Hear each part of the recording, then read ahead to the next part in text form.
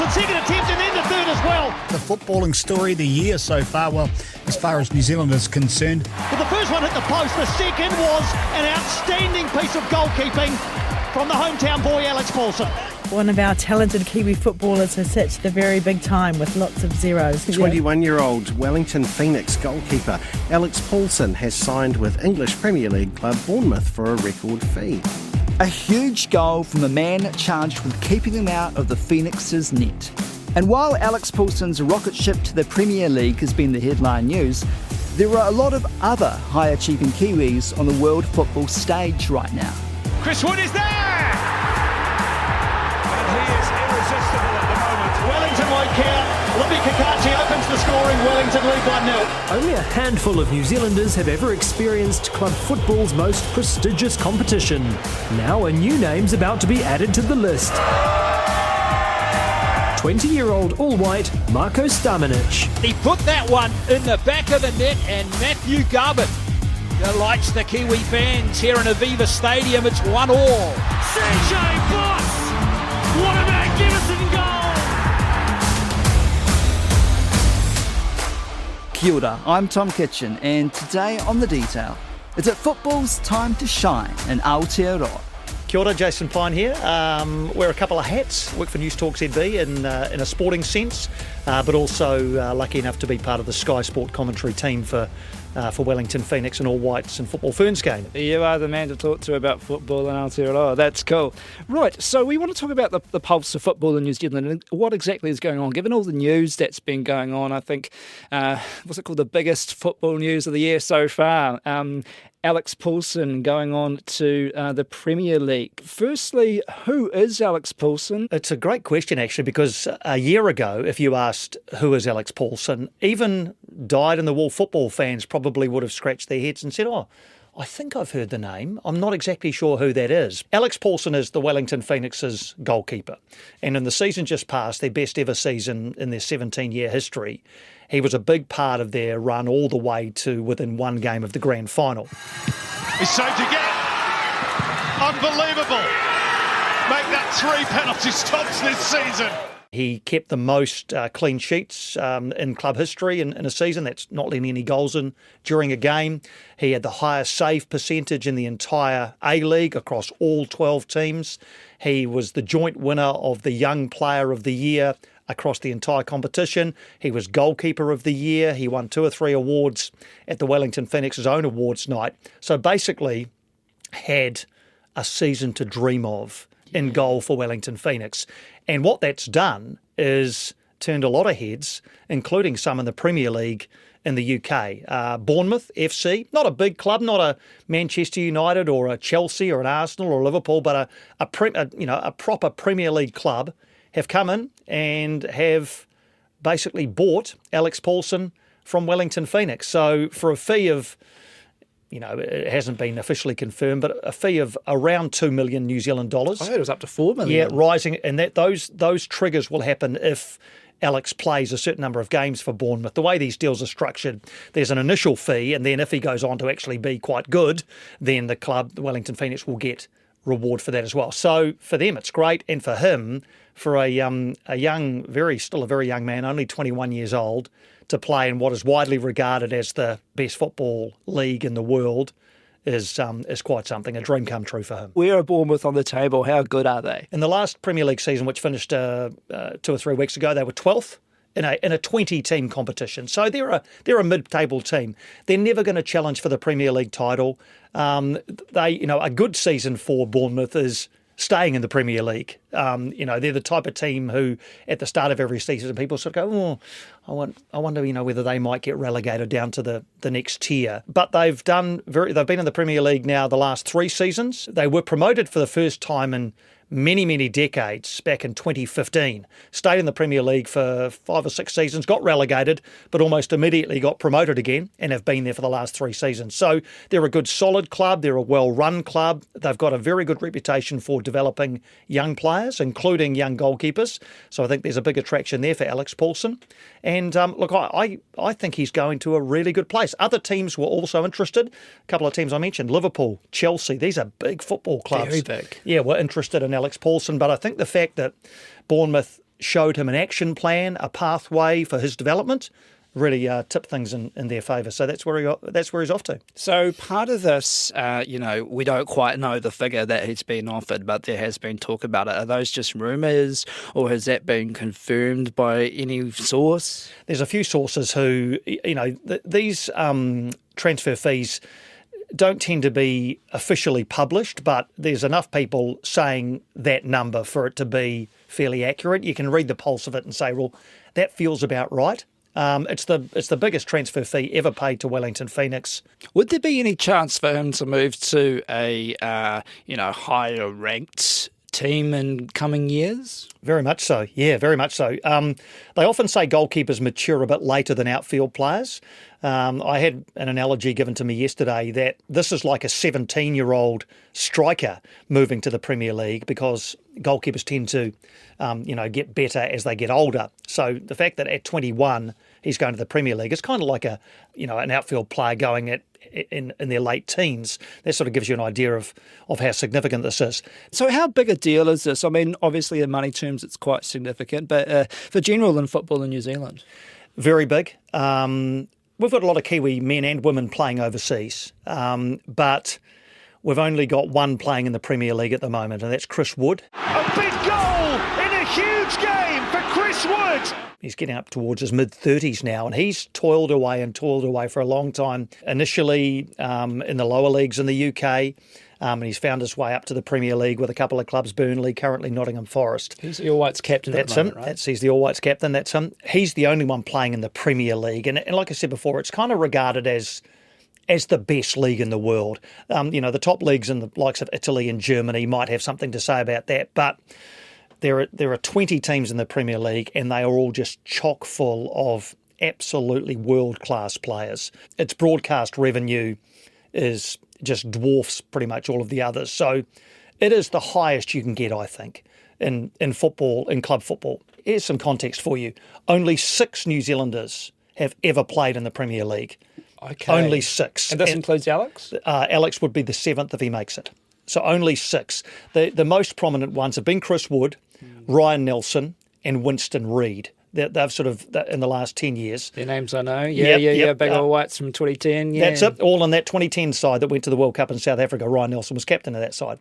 The other 3 will be lesser known, and they didn't play a lot of games. Danny Hay, who actually was a recent All Whites coach. Simon Elliott, who's part of the All Whites coaching staff.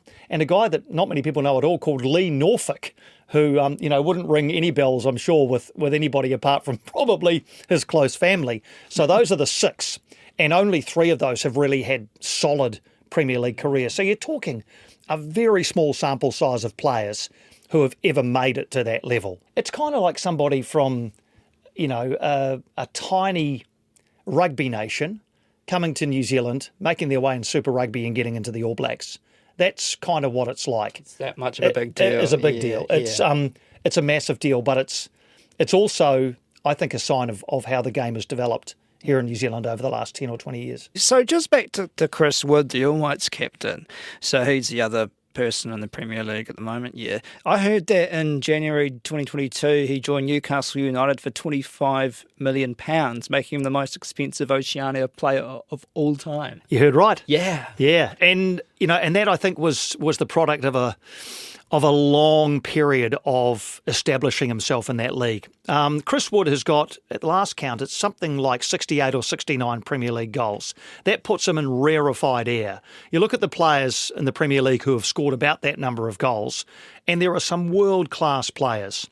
Chris Wood his career is a triumph of resilience and constantly committing to what he is good at. He's never going to be the most skillful player in the world, but he turns up in the right places in the penalty area and puts the ball in the back of the net. Well, that's what you need. That's exactly football, it. Yeah. They all count for one, Yeah. So he's obviously our flag bearer as far as the Premier League's concerned. There's a few other names in the men's game.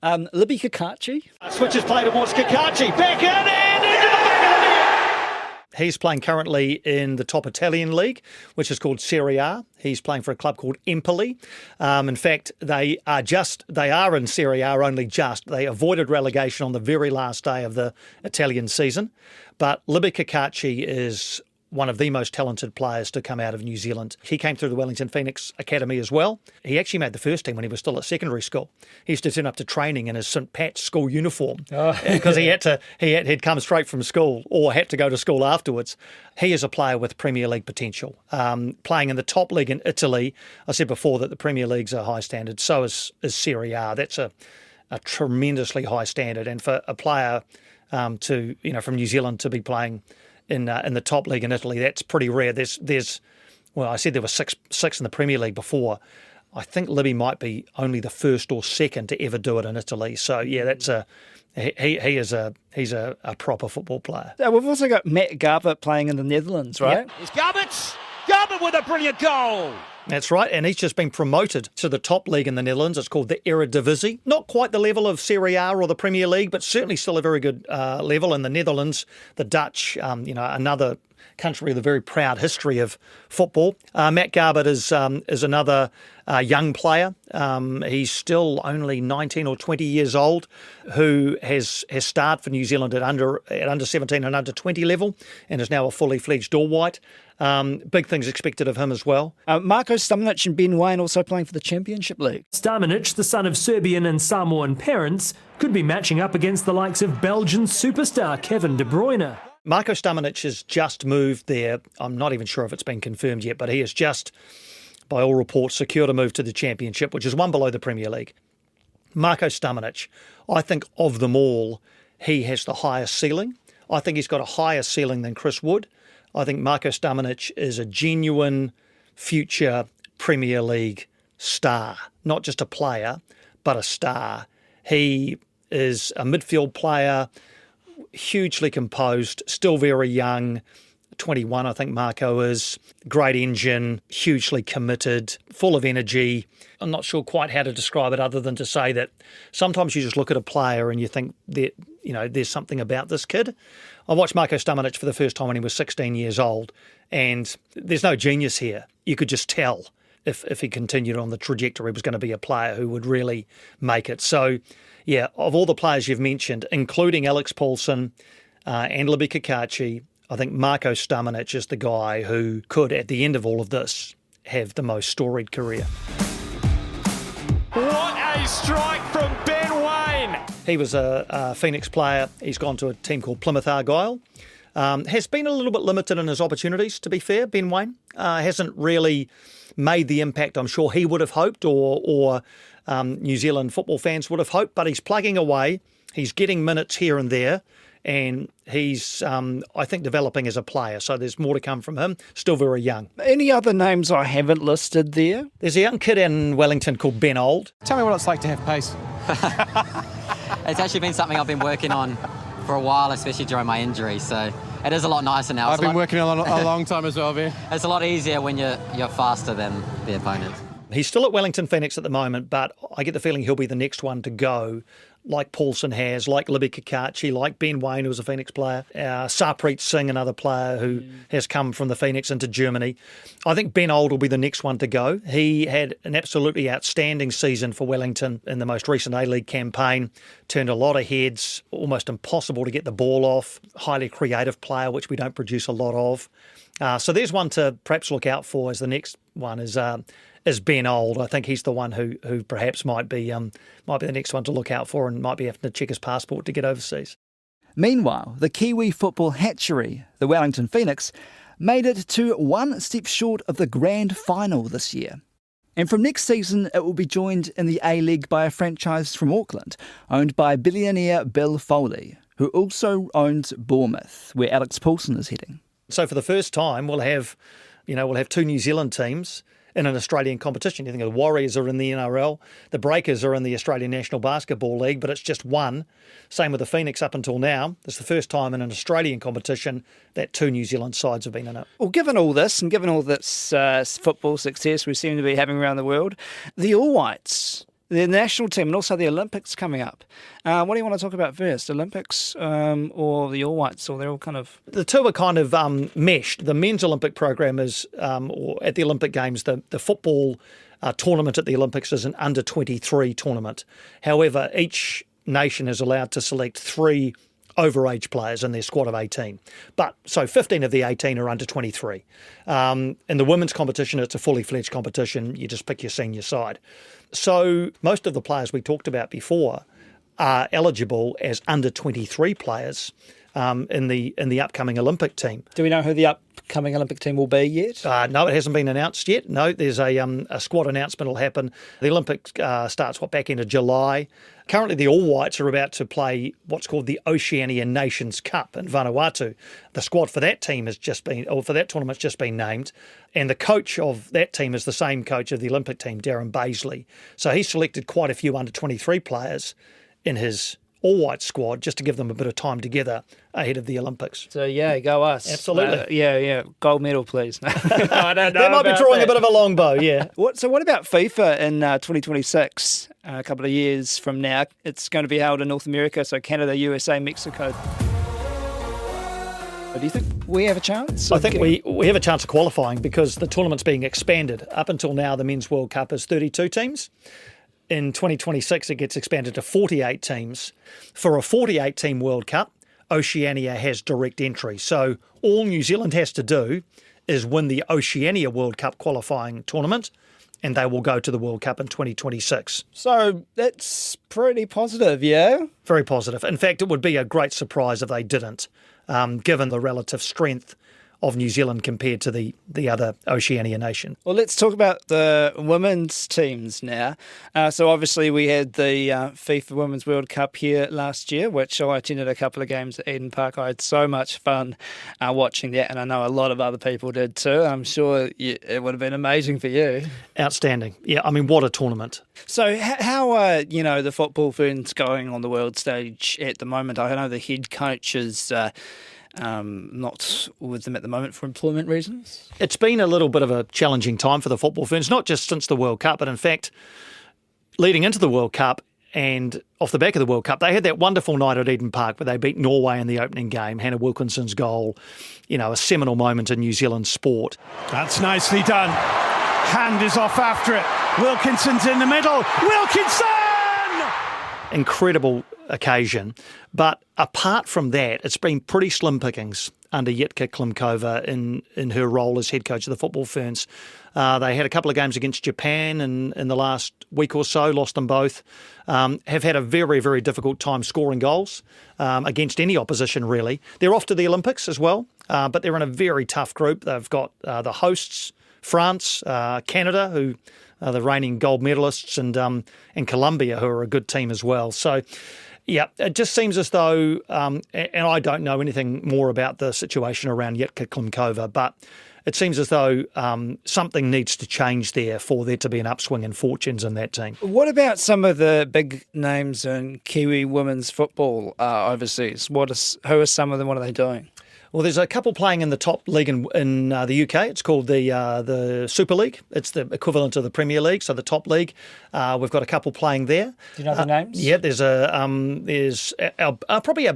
best player at the moment is her name is Catherine, but she goes by CJ Bott, B-O-T-T. Brilliant tackle from CJ Bott. That is a typical CJ Bott tackle there. And CJ Bott, as ever, a sentinel for the New Zealand defence.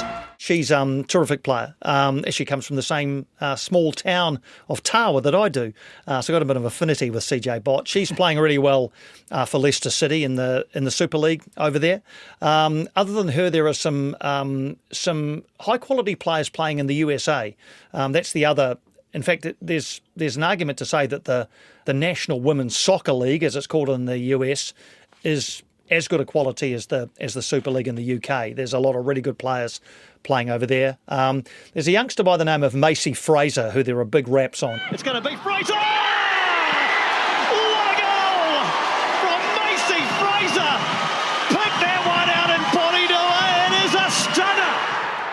She was a bit of a rising star in the Wellington Phoenix women's season just gone, earned herself a move to the Utah City Royals, and there are high hopes for for Macy Fraser. So, she might be the Marko Stamenic of the women's game to look out for in the future. But fewer of our players playing in top leagues around the world compared to the men.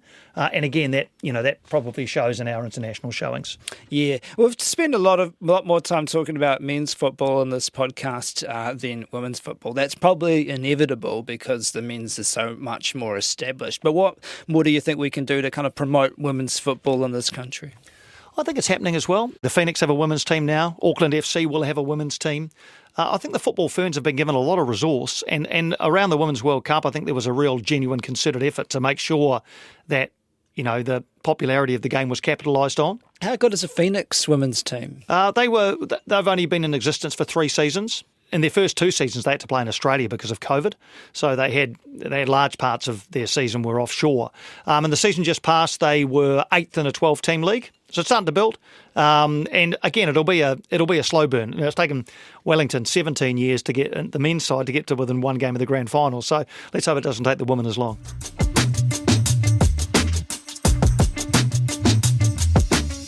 That gives us a good picture of the men's game and the women's game, right? Where New Zealand football players are playing, how well they're going.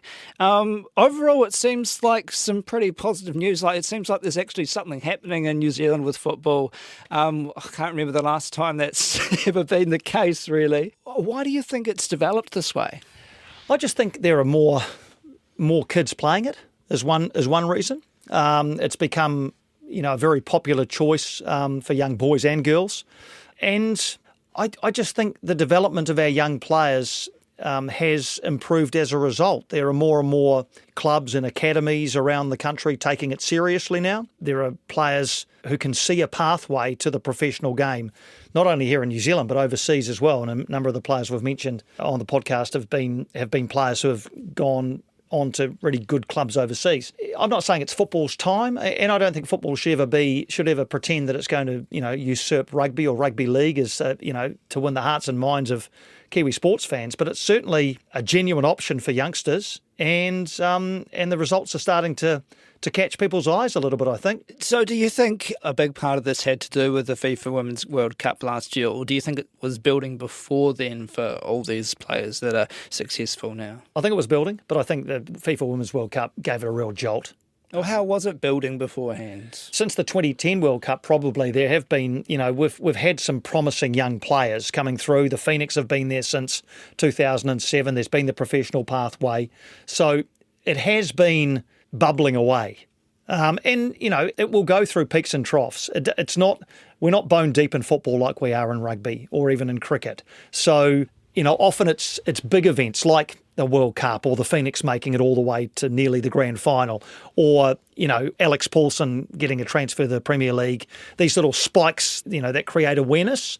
I just hope we get more of those. And I get the feeling that we will. That's it for today. Thanks to Jason Pine, who's just won Best Sports Reader, Presenter or Commentator at the New Zealand Radio and Podcast Awards. The Detail, winner Best News and Current Affairs podcast at the same awards, is funded by RNZ and NZ On Air.